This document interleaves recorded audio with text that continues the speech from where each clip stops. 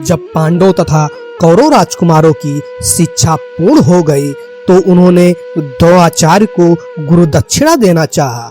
द्रोणाचार्य को द्रुपद के द्वारा किए गए अपने अपमान का स्मरण होया और उन्होंने राजकुमारों से कहा, राजकुमारों, यदि तुम गुरु दक्षिणा देना ही चाहते हो तो पंचाल नरेश द्रुपद को बंदी बनाकर मेरे समक्ष प्रस्तुत करो, यही तुम लोगों की गुरु दक्षिणा होगी। गुरुदेव के इस प्रकार कहने पर समस्त राजकुमार अपने अपने अस्त्र शस्त्र लेकर पंचाल देश की ओर चले।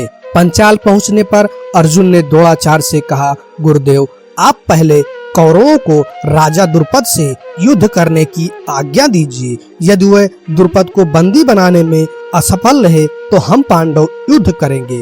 गुरु की आज्ञा मिलने पर दुर्योधन के नेतृत्व में कौरवों ने पंचाल पर आक्रमण कर दिया। दोनों पक्षों के मध्य भयंकर युद्ध होने लगा, किंतु अंत में कौरव परास्त होकर भाग निकले। कौरवों को पलायन करते देख पांडवों ने आक्रमण आरंभ कर दिया। भीमसेन तथा अर्जुन के पराक्रम से समस्त पंचाल नरेश की सेना हार गई। अर्जुन ने आगे बढ़कर द्रुपद को बंदी बना लिया और गुरु द्रोणाचार्य के समक्ष ले आए।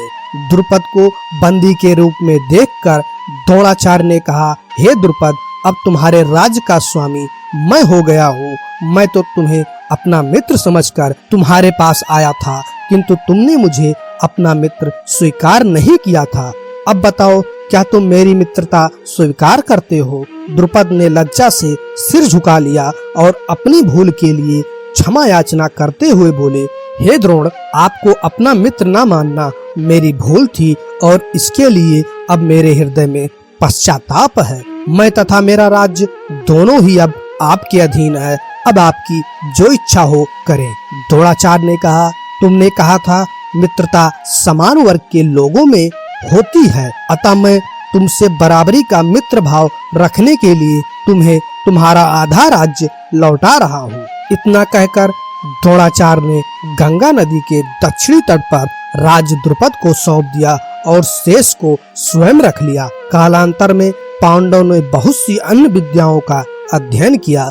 भीमसेन ने बलराम को गुरु मानकर खम्भ गदा आदि की शिक्षा प्राप्त की। इस समय तक युधिष्ठिर के गुणों की प्रशंसा देश देशांतर में होने लगी। समय आने पर धृतराष्ट्र ने युधिष्ठिर को युवराज के पद पर आसीन कर दिया।